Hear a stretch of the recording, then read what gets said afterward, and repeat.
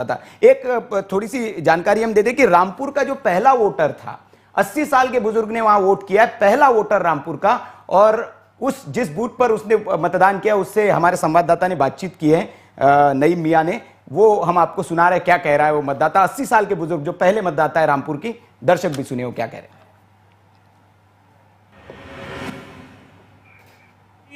आपको चौंका देगी। 85 साल के सोमनाथ भाटिया मेरे साथ हैं और उनका कहना है कि उन्होंने सबसे पहले वोट डाला है। सीधे बात करते हैं, आपने जो वोट डालने गए थे सबसे पहले, तो आपके दिमाग में क्या था? पहली बात क्या थी? पहली बात ये थी कि 5 साल के बाद वोट आता है और हर रामपुर का जो भी बाशिंदा है उसका फर्ज है कि अपने वोट का सही इस्तेमाल करे। तो मैंने इसलिए सोचा कि उम्र ज़्यादा है, सुबह सुबह उठ के मैंने जल्दी उठा, स्नान करा, भगवान को धूप बत्ती करी और उसके बाद मैं अपने जहाँ पर वोट था वहाँ वोट देने पहला वोट में डाल के देश के लिए खुशी और खुशहाली मांगी मैंने। अच्छा, मैं आपसे पूछूंगा, आपने पार्टी को देखकर वोट दिया है या कैंडिडेट प्रत्याशी को वोट देकर? मैं पार्टी को ना देखता हूँ, मेरे दिल में तो है अपने खुदा को, भगवान को ना समझ के ये वोट दिया है कि मेरा वोट जो है बुरा ना जाए, अच्छा वोट जाए, वो देश में ये जीते तो कोई ना मेरे रामपुर को अच्छा कार्यक्रम, अच्छे काम करे, गरीबों पे रेम करे, कुछ कारखाने बनाए, क्योंकि सारे रामपुर में इतने अच्छे लोग हैं, हमारे रामपुर से अच्छा कहीं पर नहीं है। आपकी 85 साल की आयु है, तो क्या बदला क्या नहीं बदला? क्या बदला, बदला और ना बदला तो कुछ दिखता नहीं है। मैं खुद ही बदल गया, उम्र मेरी बदल गई, रामपुर वहीं का वहीं है। अच्छा, सुबह सुबह आप वोट डालने आए हैं, तो जो युवा हैं जो घर में सो रहे हैं अभी, उनसे क्या कहेंगे? मैं तो उनसे कहूँगा कि देश की कैसे सेवक है, कैसे देश का रक्षा करेंगे। जो सुबह सूर्य निकलने से पहले नहीं उठता वो देश की रक्षा नहीं, अपने माँ बाप की रक्षा नहीं कर सकता। सुबह उठना चाहिए, 5 साल के बाद वोट का ये इस्तेमाल करना चाहिए। और वो आराम से सो रहे हैं, बाद में भीड़ भड़का होगा, शोर शराबा होगा, धक्का पेली होगी। अपना इज्जत से जाओ, अपना वोट दो, देश के लिए आज़ादी मांगो।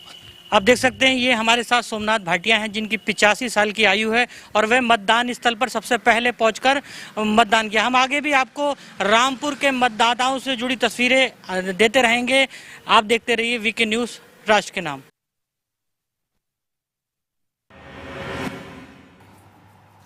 तो सुना आपने, बुजुर्ग थे, 85 साल के, पहला वोट इन्होंने कास्ट किया अपना रामपुर में।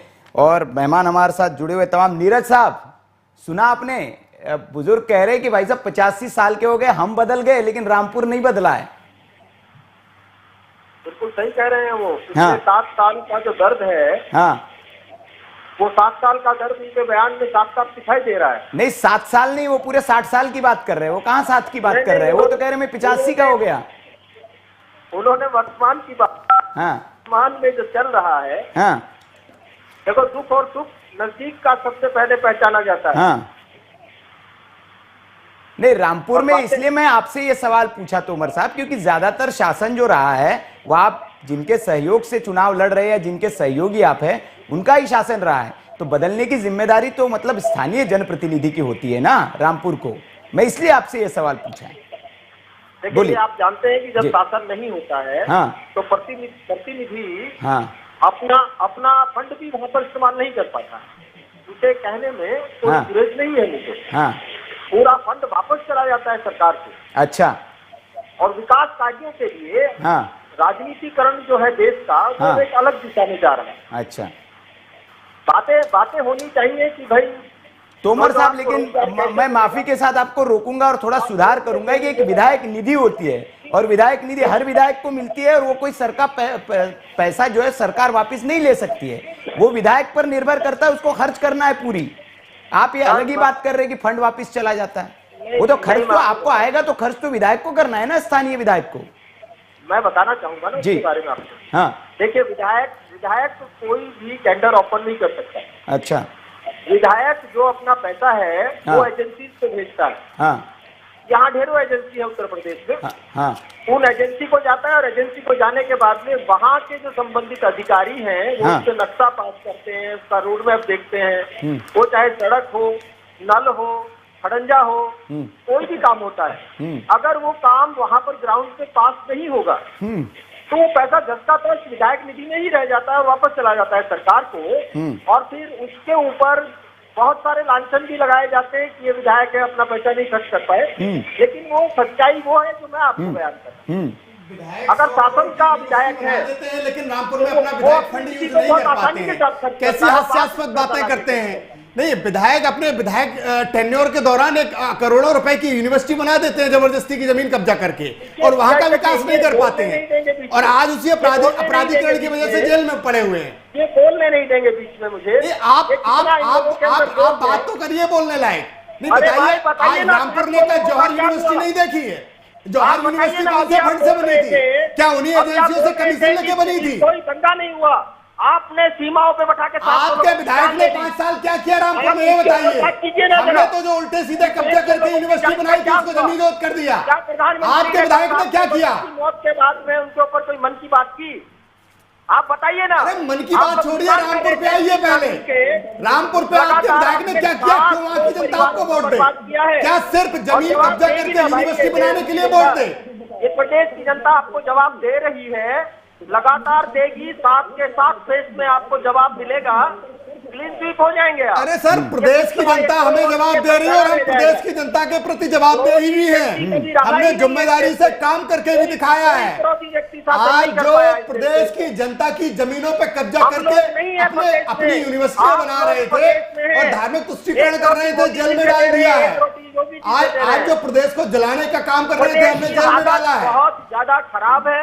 एनसीआरबी का डेटा उठा लीजिए, जो आप लगातार सुरक्षा की बातें करते हैं उसमें भी आप लोग नहीं है कहीं। रामपुर में मुसलमान ठीक है आतंक से त्रस्त था, सुरक्षित है। नहीं, नीरज जी और संदीप जी, मैं अपने विषय पर लौटे, ये तो चलता रहेगा, तू में चलता रहेगा। नीरज जी कौन सा डाटा पढ़ के आए? एनसीआरबी के डेटा में तो यूपी सबसे अच्छा सुधरी स्थिति में है। ठीक है कौन सा? नहीं, नीरज जौहर यूनिवर्सिटी का डेटा पढ़ लिया क्या आपने? ठीक है। ये नीरज जी को शायद स्क्रीन पे हम चला भी रहे नहीं दिख रहे कि जो सबसे दागी उम्मीदवारों की अगर सूची में हम टॉप पे बात करें, आप ही का दिया हुआ डेटा है चुनाव आयोग को, उसमें आजम खान टॉप पर है, फिर दूसरे नंबर पर उनके बेटे हैं, तीसरे नंबर पर भी एक प्रत्याशी है, वो सारे मतलब समाजवादी पार्टी के से ही आ रहे हैं, चौथे नंबर पे कांग्रेस के प्रत्याशी है। तो ये तो भाई इसको तो झुटला नहीं सकते, इसको हम नकार नहीं सकते, वो जो सच्चाई है वो है। और रामपुर की जनता ये कह रही है, हमने उनकी आपको बाइट सुनाई, ये किसी का आरोप प्रत्यारोप नहीं है एक तरफ, लेकिन अब यहां पर विरोधाभास ये है कि समाजवादी पार्टी ये दावा करती है कि रामपुर में हमने बहुत विकास किया है, लेकिन आपके सहयोगी दल के नीरज जी ये कह रहे कि नहीं, वो नहीं कर पाए क्योंकि वो दूसरी वजह थी। तो थोड़ा कंट्रीडिक्शन है। मैं अब उत्तराखंड पे आऊंगा, उत्तराखंड का थोड़ा समझ लेते हैं, फिर उत्तर प्रदेश पे और बात करेंगे, क्योंकि उत्तराखंड की लड़ाई इस बार बड़ी दिलचस्प है। और दिलचस्प इसलिए है क्योंकि जो सीटें हैं वहां पर, वहां का कुछ मिथक भी है और उन मिथकों की भी हम बात करेंगे, लेकिन जो वहां की सीटें हैं उस पर जो दिलचस्प लड़ाई हुई है, जैसे लाल कुआं की सीट है, लाल कुआं की सीट की बड़ी दिलचस्प लड़ाई है, जहां से आपके रावत साहब चुनाव लड़ने के लिए पहुंचे हैं, और पहले उनकी कोई और सीट दी गई थी, कांग्रेस से किसी और को मैदान में उतारा था, लेकिन जैसे ही वहां पर विरोध होने लगा रावत साहब का, तो तुरंत उनकी सीट बदलकर उनको लाल कुआं भेज दिया गया। लेकिन जो कांग्रेस की प्रत्याशी थी, उन्होंने भी फिर निर्दलीय ताल ठोक दी। भारतीय जनता पार्टी का भी एक उम्मीदवार था, वो भी बागी होकर उसने निर्दलीय ताल ठोकी है। तो क्या लाल कुआं का समीकरण है? पपने साहब बहुत अच्छे से बारीकी से आपको बता पाएंगे दर्शकों को।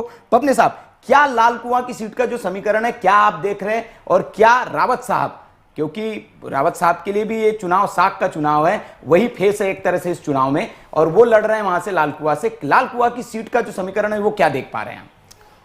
सुनील जी, इस तरीके से आपने जिक्र किया, क्योंकि लाल कुआं की सीट जो है इस वक्त अपना, अगर हम देखते हैं कि उत्तराखंड के चुनाव में तो अपना जो है काफी महत्वपूर्ण सीट अपना इस वक्त अपना दर्ज हुई है, क्योंकि वहां से जिस तरीके से अपना भी आपने जिक्र किया कि हरीश रावत को पहले जो टिकट दिया गया था, दरअसल रामनगर से अपना टिकट दिया गया था, लेकिन रामनगर से जब अपना वहां पर कुछ अपना जो कुछ ऐसे लोग थे जो अपना कांग्रेस के जो वहां से टिकट चाहते थे, तो ये रस्साकसी के अंदर ये हुआ कि जो वहां से टिकट चाह रहे थे उनको भी वहां से टिकट नहीं दिया गया, उनको वहां से अपना जो है अपना उत्तराखंड के सल्ट के इलाके में भेज दिया गया, और इधर जो है अपना जो है हरीश रावत को वहां से बदल के जो है अपना लालकुआं सीट दे दी गई, और लालकुआं में जिस डालाकोटी जिस मैडम को अपना टिकट दिया गया था कांग्रेस की ओर से, उनका टिकट काट दिया गया।